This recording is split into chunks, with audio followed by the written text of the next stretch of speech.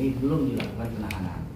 Oke, belum dilakukan penahanan. Hanya saja dilakukan tadi malam tindakan penangkapan. Ya, setelah perubahan status Fadel dari saksi menjadi tersangka. Gitu. Jadi setelah penangkapan itu penyidik diberikan waktu 1x24 jam untuk menetapkan apakah Fadel ini akan ditahan untuk 20 hari ke depan atau tidak. Gitu. Nah, begitu tadi malam penangkapan, saya karena memang Pak Rasman sudah ada kegiatan di live di salah satu stasiun TV, saya mengambil sikap gitu. Saya harus perjuangkan Fadel gitu. Nah, tadi malam sekitar jam 11 setelah pemeriksaan Martin, karena memang tadi malam kami menganggap tidak fair penetapan tersangka ini karena banyak saksi ada chart yang kami ajukan sejak awal itu belum diperiksa, termasuk Martin, Liliana, dan Bintang, ya kan.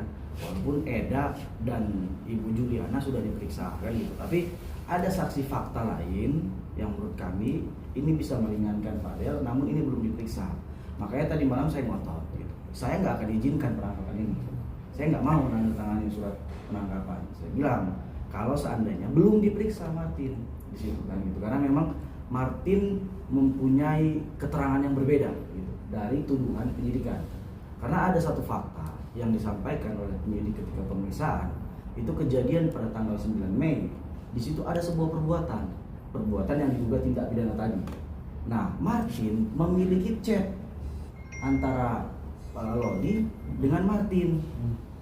Di tanggal itu tidak ada kejadian apapun. Dan di hari itu antara Loli dan Fadel itu sedang berantem. Ada Mas. Ada gitu. Dan kami sudah berikan kepada penyidik gitu. Dan posisi Loli dengan Fadel ini sedang ribut gitu. Ribut karena Fadel ulang tahun kan sebenarnya, tapi Loli lupa. Biasalah, ribut-ribut percintaan ya kan, pacaran begitu kan gitu. Nah, pada saat tanggal 9 itu Loli ngotot manggilnya Atin kalau nggak salah, Atin.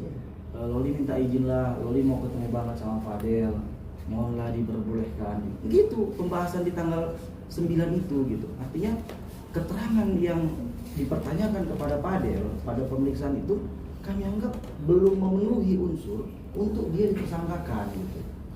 Dan harus diperiksa Martin terlebih dahulu. Makanya tadi malam pemeriksaan itu.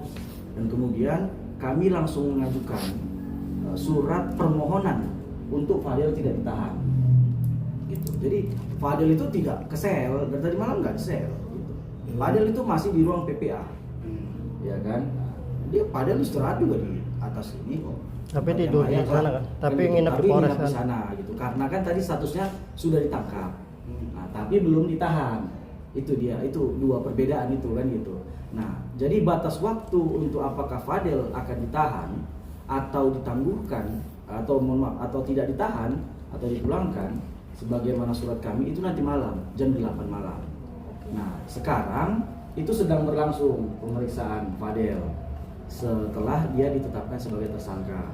Pemeriksaan tadi dimulai sekitar jam 3. Informasi dari teman-teman lawyer kita yang mendampingi di sana masih berjalan pemeriksaannya, belum selesai. Oke. Dan tadi saya juga berpesan kalau bisa tunggu kami datang gitu kan. Bang Rahmat, kondisinya seperti apa? Apakah terdengar info jika Fadel cukup kaget dan stres mungkin ketika mendengar kabar sudah naik tersangka dan harus menginap di Polres sendiri, seperti apa sih Bang Rahmat? Untuk menangiskah? Kalau nggak, Fadel ini lelaki yang kuat. Serius, saya melihat tadi malam ketika dia disampaikan tersangka, dan kemudian dia terima surat penangkapan, dan bahkan handphonenya pun sudah disita, ya kan? Fadel bilang sama saya, Bang, percaya sama Fadel, kita lawan ini Bang, katanya. Saya difitnah ini Bang, katanya gitu. Bahkan, ya mohon maaf, Fadel meluk saya lama sekali. Jangan tinggalkan aku Bang Rahmat, katanya. Makanya itu tadi saya sampai jam 12:30 di sana. Gitu. Coba menenangkan Fadel, dia harus terima. Ini bagian dari perjalanan hidup dia gitu. Tapi Fadel kuat. Kondisinya juga Fadel itu dia normal, makan normal apa semua gitu kan. Tetapi ya ketika dia disampaikan itu dia shock gitu. Dia tempat terdiam dan dia sampaikan kepalanya agak sakit gitu kan. Karena sebenarnya tadi malam itu mau diperiksa langsung Fadel. Tapi saya bilang jangan.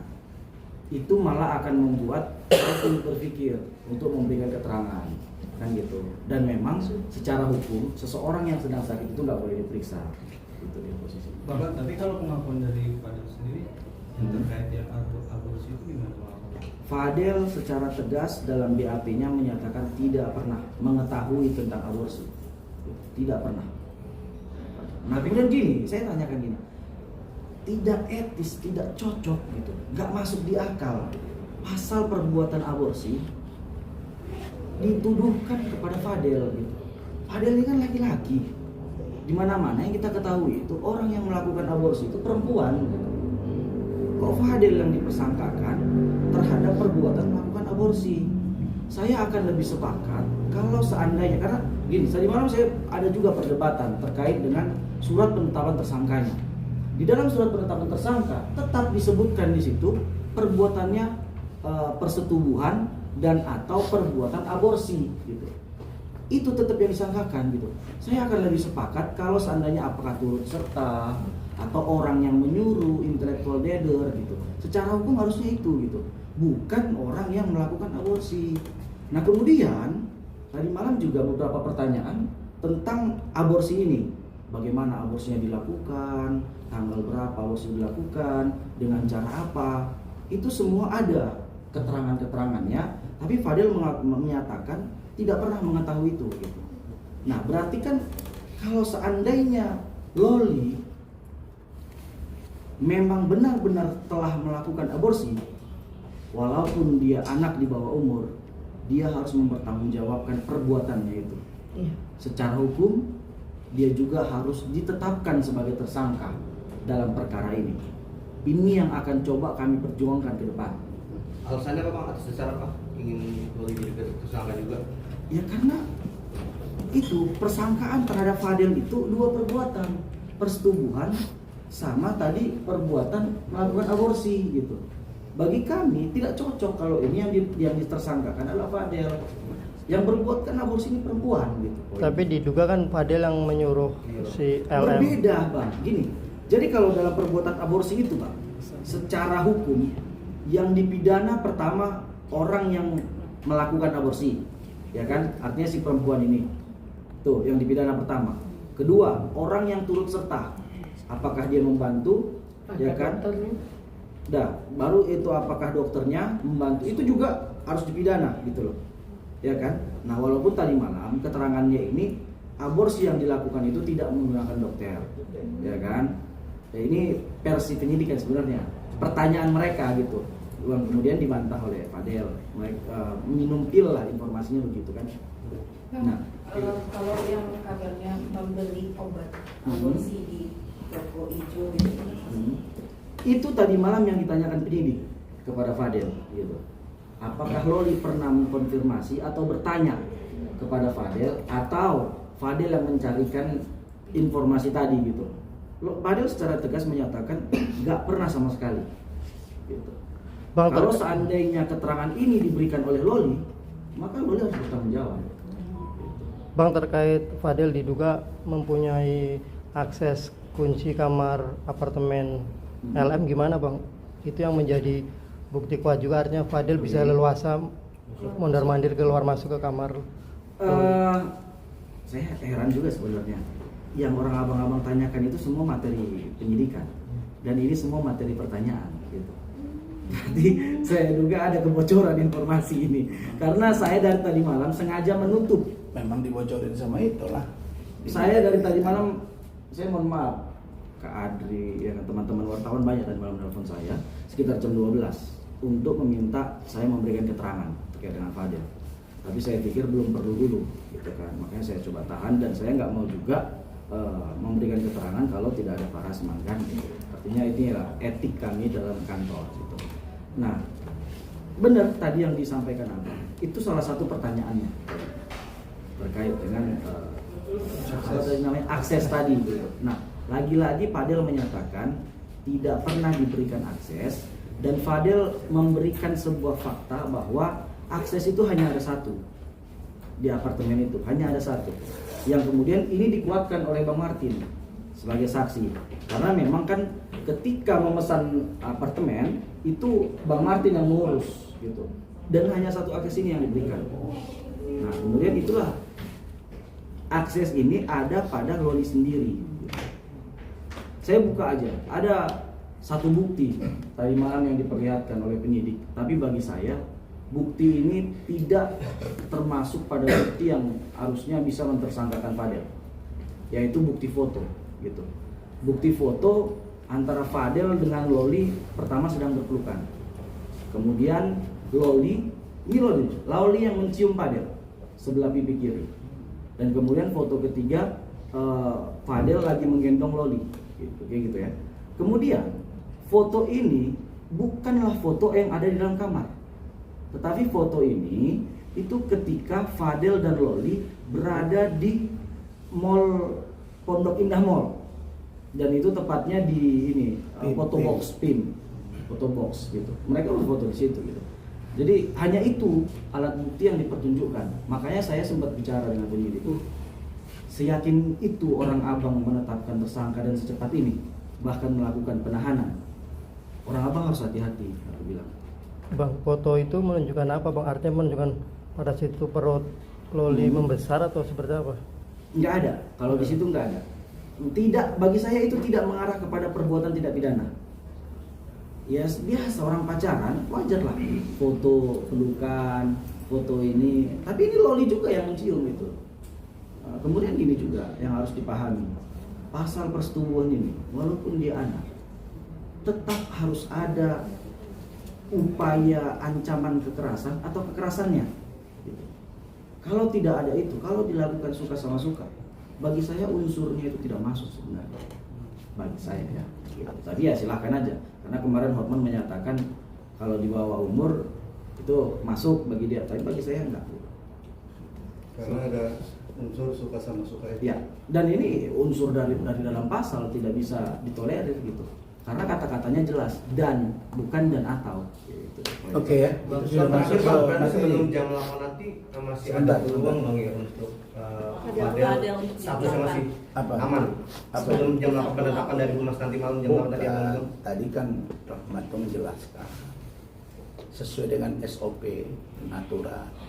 Seseorang yang telah ditetapkan tersangka harus diperiksa lebih dahulu.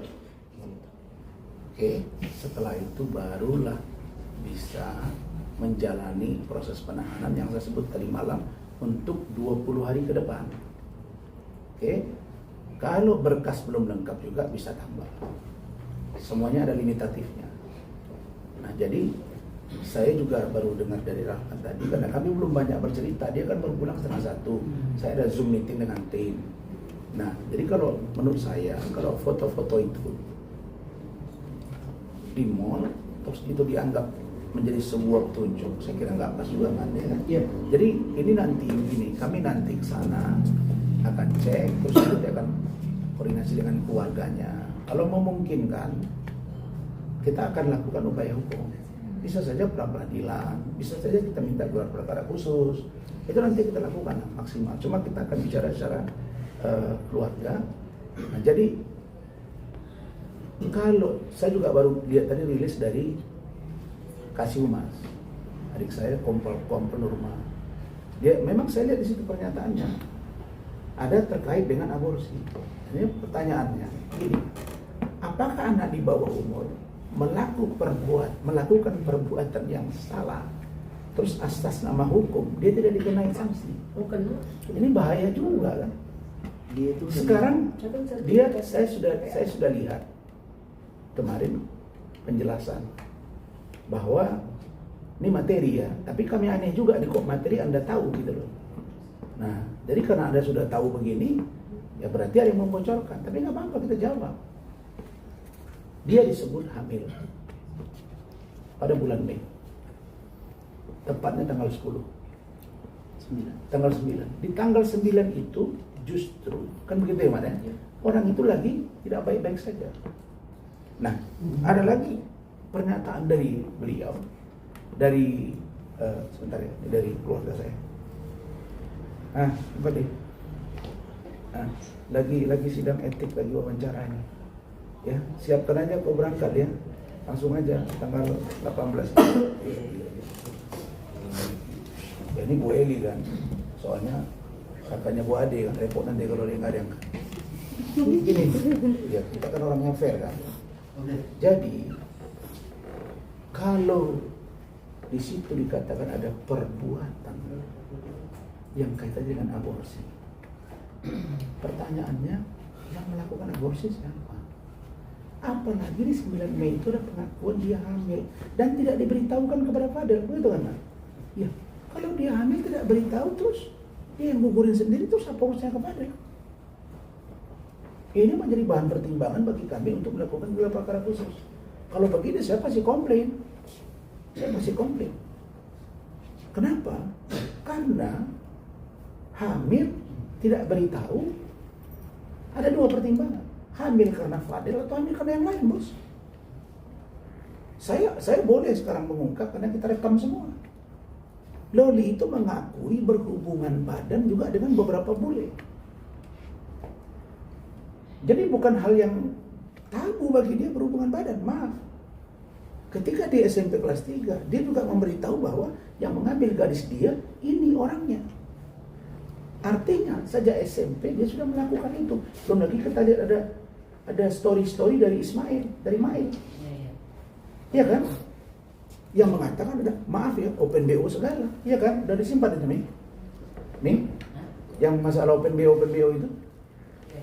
Itu ada kan, kalian lihat kan? Nah, jadi ini apa gitu? Kalau memang dia tidak melakukan perbuatan itu oleh Fadel kepada Loli, nah kalau dianggap dia melakukan persetubuhan anak di bawah umur, buktikan di mana, bagaimana caranya dan tanggal berapa, apa buktinya persetubuhan itu. Nah tentu misalnya ada chattingan, disita handphonenya. Nah kalau chattingan orang biasa mesra, saya panggil sayang biasa aja. Sama teman saya, halo saya, apa kabar? Nah, kalau orang berpelukan, gendong, apa masalah, bos? Tadi malam itu ditanya juga sama Iya. Fatimani. Hotman gendong-gendong biasa. Nggak dibilang dia melakukan persetubuhan. Kan di kolam renang, sering pegang, apa. Saya juga sama teman-teman saya gini kan, saya kira begini, ini ya, saya ingin tegak. Ya, Pak Kapolres, Pak Ade, Pak Kasat. Ya, saya udah maksimal nih ya terhadap Polri ini. Kan begitu mana ya?